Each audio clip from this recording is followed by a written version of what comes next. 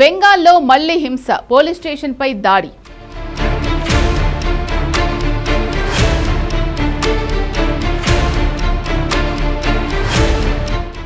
యోగి బాటలో సువేందు, యూపీ నుంచి బుల్డోజర్లు.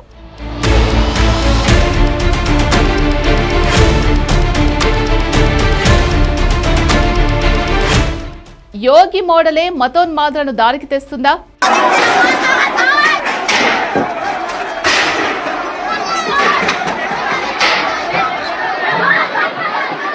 అర్ధరాత్రి బెంగాల్లో జరిగిన విధ్వంసమే ఇది.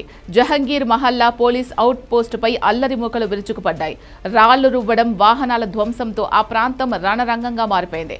సీఎం సువేందు అధికారి ఆదేశాల మేరకు మసీదులలో మైక్రోఫోన్లు, లౌడ్ స్పీకర్ల సౌండ్ పరిమితులకు సంబంధించి అవగాహన కల్పించేందుకు, నిబంధనలు పాటించాలని కోరేందుకు అసన్సోల్, దుర్గాపూర్ పోలీస్ కమిషనరేట్ పరిధిలోని నయా మొహల్లా, జహంగీరి మొహల్లా పోలీస్ అవుట్ పోస్ట్ సిబ్బంది స్థానిక ప్రాంతాలకు వెళ్లారు. ప్రార్థనల సమయంలో శబ్ద తీవ్రతను తగ్గించాలని, శబ్దం మసీదు ప్రాంగణానికే పరిమితం కావాలని పోలీసులు మసీదు కమిటీ సభ్యులకు చెబుతున్నారు. ఆ సమయంలోనే పోలీసులు శుక్రవారం రాత్రి ప్రార్థనలు అడ్డుకోవడానికి ప్రయత్నిస్తున్నారు అనే వదంతులు వ్యాపించాయి. దీంతో ముస్లిం వర్గానికి చెందిన అసాంఘిక శక్తులు ఒక్కసారిగా రెచ్చిపోయి పోలీస్ స్టేషన్పై మూక దాడికి దిగాయి. వదంతులతో రగిలిపోయిన ఆందోళన నేరుగా పోలీస్ స్టేషన్లోకి చొరబడి విధ్వంసం సృష్టించారు.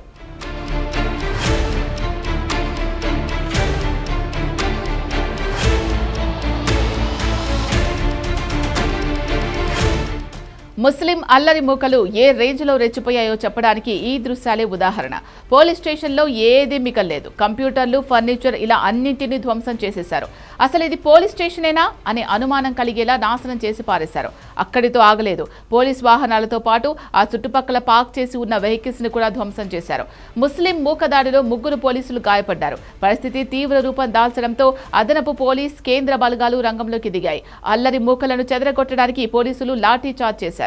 ప్రస్తుతం ఆ ప్రాంతంలో భారీగా పోలీసులు మోహరించి ఫ్లాగ్ మార్చ్ నిర్వహిస్తున్నారు. Asansol Durgapur deputy commissioner of police Dhruba Das ప్రస్తుతం అక్కడ పరిస్థితి పూర్తిగా అదుపులోకి వచ్చిందని, సున్నిత ప్రాంతాల్లో పోలీస్ పికెటింగ్ ఏర్పాటు చేశామని తెలిపారు. కానీ ఈ యాక్షన్ ముస్లిం అల్లరి మూకలను దారిలోకి తెస్తుంది అన్న గ్యారంటీ లేదు. ఎందుకంటే మమతా మద్దతుదారులు ఈ తరహా విధ్వంసాలకు రచనలు చేస్తున్నారు.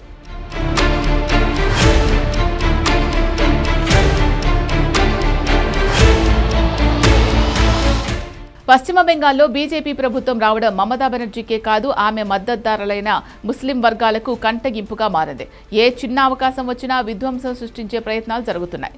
కేవలం ఒక వదంతి కారణం. అసన్సోల్లో జరిగిన అల్లర్లే ఇందుకు ఉదాహరణ. ఈ తరహా విధ్వంసం భవిష్యత్తులోనూ జరిగే అవకాశం లేకపోలేదు.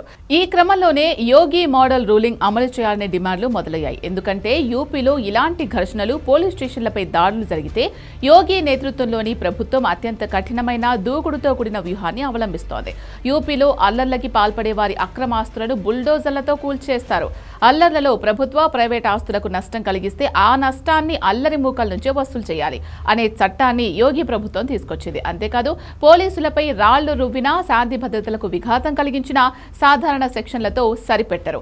నిందితులపై జాతీయ భద్రతా చట్టం, యూపీ గ్యాంగ్స్టర్ యాక్ట్ కింద కేసులు నమోదు చేస్తారు. అందుకే ఒకప్పుడు క్రైమ్ క్యాపిటల్ గా ఉన్న యూపీలో ఈ స్థాయిలో నేరాలు తగ్గాయి. అందుకే ఇప్పుడు వెస్ట్ బెంగాల్లోనూ యోగి మోడల్ రూలింగ్ అమలు చేయాలి అనే డిమాండ్లు మొదలయ్యాయి. ట్విస్ట్ ఏంటంటే ఆల్రెడీ బెంగాల్లో యోగి మోడల్ రూలింగ్ అమల్లోకి వచ్చింది. బుల్డోజర్ యాక్షన్ సిలిగురిలో మొదలైంది కూడా.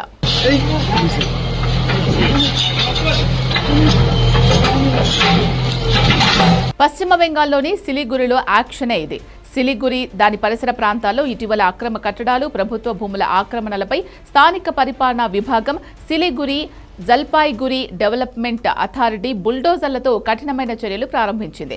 సిలిగురి నగరం, దాని శివారు ప్రాంతాల్లో ప్రభుత్వ భూములు, నదీ తీర ప్రాంతాలు, రహదారుల పక్కన ఉన్న భూములను ఆక్రమించి నిర్మించిన అక్రమ కట్టడాలపై అధికారులు నిఘా పెట్టారు. ఈ క్రమంలోనే డార్జిలింగ్ బీజేపీ ఎంపీ రాజు బిస్తా సంచలన ప్రకటన చేశారు. యోగి మార్క్ బుల్డోజర్ రూలింగ్ పై అధికారికంగా ప్రకటన చేశారు. సిలిగురిలో ఆక్రమణల కూల్చివేతలను డార్జిలింగ్ ఎంపీ రాజు బిస్తా సమర్థించారు. అక్రమ నిర్మాణాలపై కఠిన చర్యలు తీసుకుంటామని, ఇందుకోసం 2 డజన్ల బుల్డోజర్లను యూపీ ప్రభుత్వం నుంచి బెంగాల్ ప్రభుత్వం తెప్పిస్తోందని వెల్లడించారు. తాజాగా బుల్డోజర్లు వెళ్తున్న విజువల్స్ కూడా వైరల్ అవుతున్నాయి. సో పశ్చిమ బెంగాల్లో అధికారికంగా యోగి మోడల్ రూలింగ్ అమల్లోకి వచ్చినట్టే.